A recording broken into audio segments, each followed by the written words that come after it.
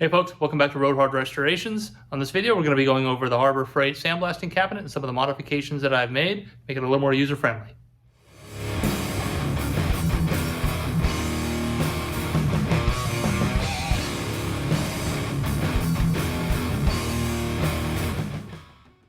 All right, so here is the infamous Harbor Freight blasting cabinet. You've seen these all over the place. Pretty much everybody has one or has had one at one point. If you don't have one, I recommend it for doing, cleaning up all your small parts. I got water necks, coil brackets. What is this thing? Throttle cable brackets. Couldn't think of the name of it. Alternator brackets. Here's a timing cover that I just got done doing. Get it nice and ready for paint. Put back on the engine. Use it for interior pieces. This is the floor shift column for the duster. I'm gonna put this in, run this through, and we'll get this cleaned up for you. I'll show you how that works.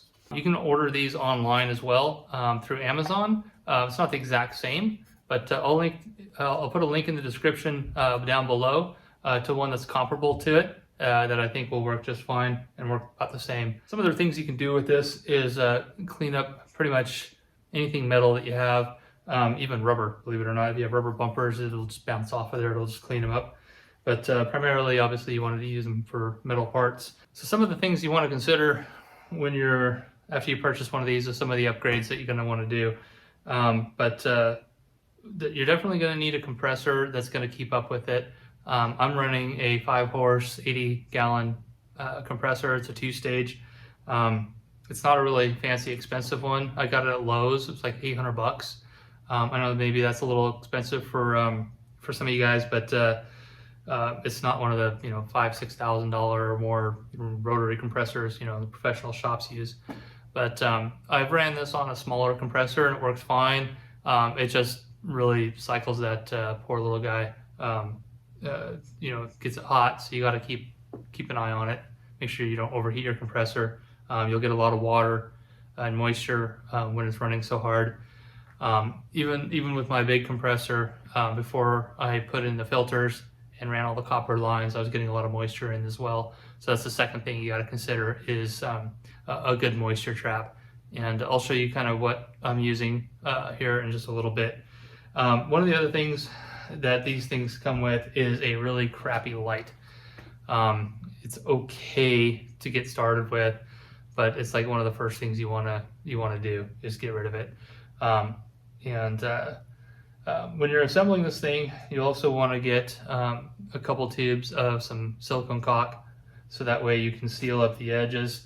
I don't know if you can see all of this sanding debris here. It just kind of finds its way out of the cracks even if you do seal it up. Last but certainly not least is you're going to need some way to get the dust out of the cabinet while you're blasting, because it just becomes a fog and you can't see anything even with the good lights.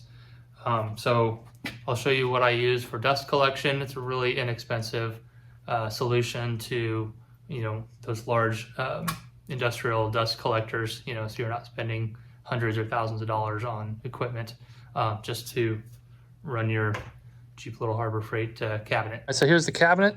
Like I said, one of the first things you want to change out is the lights. So what I did is I got the little LED strip lights right off of Amazon, and I'll put a link down in the description for those. And I just wired them right to the switch. So get you inside here. Now you want to clean, they just stick on with the sticking tape that's on the back, there's sticky back tape. So you'll want to clean the cabinet really good before you stick them on there. I put this on there, I don't know, about a year or two ago, and for the most part, they're staying up. I haven't had them fall down just yet. So that's the first upgrade I would do. It makes it way easier to see what you're doing. So this window is really scuffed up from all the media hitting it on the back side. Now it has the peel off protector layers on there, and after I ran out of protector layers, I just stopped using them, and it just kind of messed up the glass. It's just kind of a plasticky plexiglass, so I may change that out to an actual piece of glass. I don't know yet. We'll see what I do there, but for the most part it works okay. So the next thing to consider is dust collection, And what I do is I just have a little shop vac. This is the tiny little one. Now you can use a bigger one. I do have the larger R2 unit, but this little guy seems to do just fine. And I run it through this little guy right here, which I actually just picked up a couple days ago. And it is definitely a game changer. I just got this at the Home Depot, and it, I don't know, it was like 25 bucks or something, 20 or 30 bucks, but it works great. It helps keep your shop vac alive a lot longer, and then everything will just get collected in the bucket. It just snaps onto just your regular 5-gallon pail. The hose on this little guy is really small, so I just found a piece of PVC pipe and then wrap some duct tape around it to make up the difference in the size there, and it just kind of sits there. Seems to work great. The other end of the hose goes up to the side of the box here, and we'll show you what that looks like on here. So it's just a hole. So on the back of here, there is this opening down here at the bottom, and at the top there it's closed off, and we go around the back, and it had this cap that goes on that port there. So you want to take that cap off, and I think you could probably drill a hole in here of different sizes to kind of regulate the amount of airflow, but I just left it wide open. So basically you get kind of a cross draft from here, the fresh air comes in here, goes across, and then out that hole, and then through the vacuum. So ever since I got that, which is just a couple days ago, it made a world of difference. It made all the difference having this setup here. And this is just the smallest shop vac that they had. That thing's probably like 15 years old or more. And then I just added the topper onto the bucket. It works great. So the gloves on this thing are pretty good, I guess. I think this is my second set. But you know, you can just buy another set.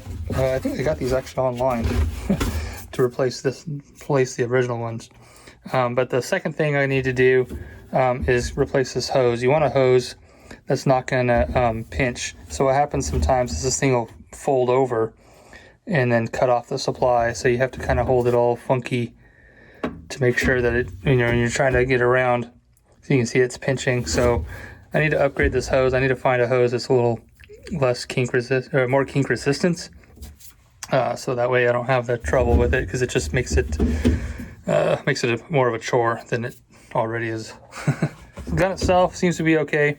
One of the upgrades I'm going to do in the future is get a foot pedal, and then just have just the nozzle, so I can bypass all of this, and then just use a foot pedal, and that'll help a lot with the because it's quite tedious, this job. So the next thing we'll go over is the air supply. Go back over here to the compressor. It's just a Campbell Hausfield. I think I'm over here. It's just a Campbell Hausfield, a faux 5-horse compressor. It runs off a 220, and it's a 2-stage. My big Ingersoll Rand isn't hooked up. You can see the size motor between the commercial unit and the I call it a residential unit. So this one right here, it's pretty good size. Just gives you an idea. That's a backup for when this one finally gives up the ghost. But this thing's been running, oh gosh, probably 12 or 15 years, somewhere in that neighborhood. So here's the compressor outlet. You have the ball valve. I go with stainless steel, so I don't run in brass, so I don't run into any rust issues. As far as the ball valve goes, that way I can just shut it off right here. I shut it off at night, just in case you have blow a line or something in the middle of the night. It's not just blowing all your air.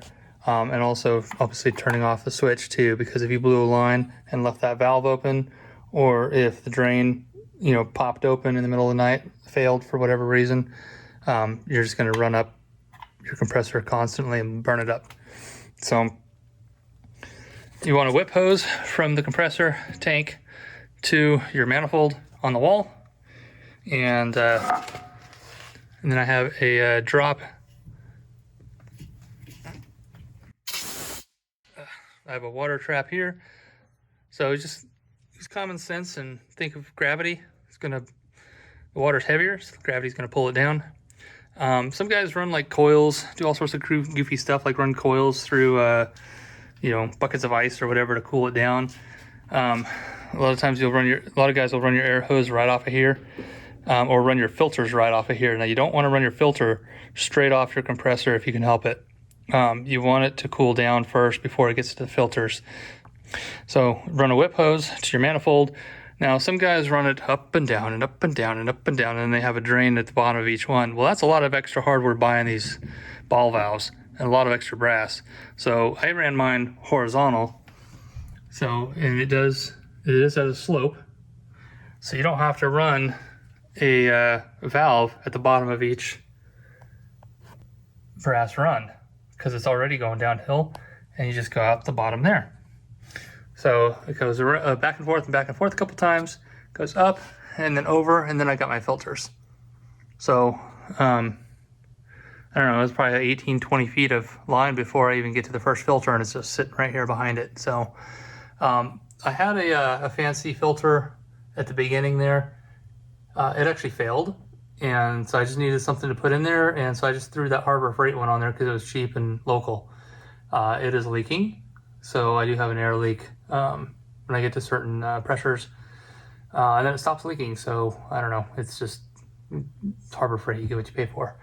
And these are two industrial Parker with flow meters, and I actually don't have filters in them right now. I do have new filters for them for when I start painting.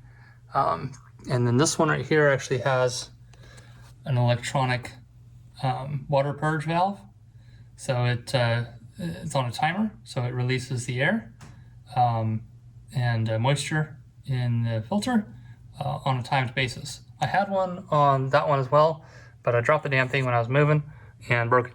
So, and this one's not even plugged in. So eventually I'll get those hooked up, and another timer switch, or maybe even, yeah. So anyway, I got from the filters, got a T, run down to a water valve drain, and then back up, and a T comes across, and then to a valve and a air port over there by the toolbox, and then comes around to the back of the shop.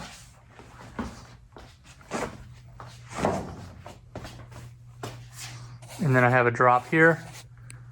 As you can see, the drop, it goes up, over, and then down.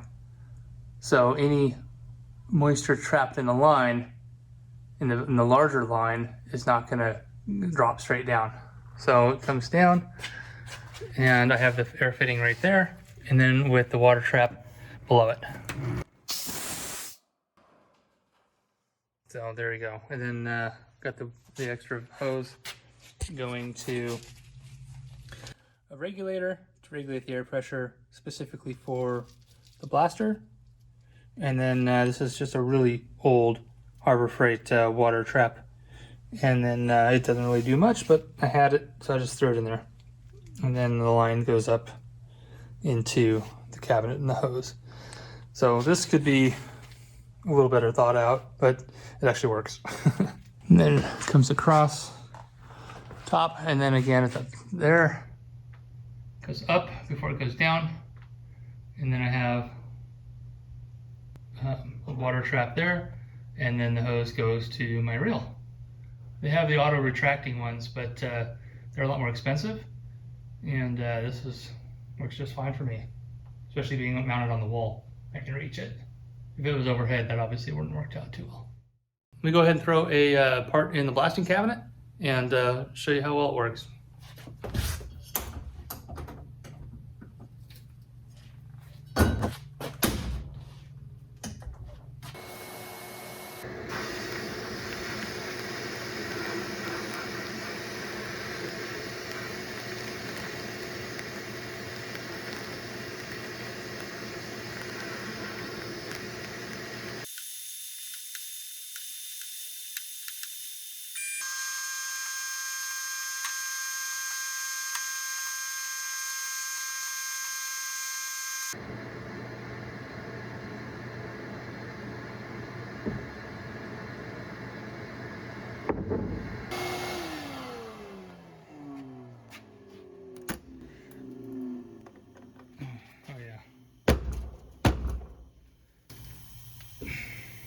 the media tends to lay on the shelf in these holes, so when you open it up it spills all on the floor, so you tap it a couple times before you open it.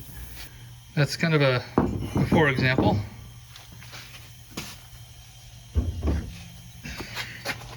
And there's an after. So this thing is ready. Blow it off with the air gun, clean it really well, hit it with some primer and some paint, you're good to go. You want to make sure that you degrease your parts first. I almost threw this in there, and you can see all the dirt and muck on there. So run through your parts washer, brake cleaner, carb cleaner, whatever you have, soap and water, whatever. Just get all the dirt and grease off of there because you don't want that clogging up the works.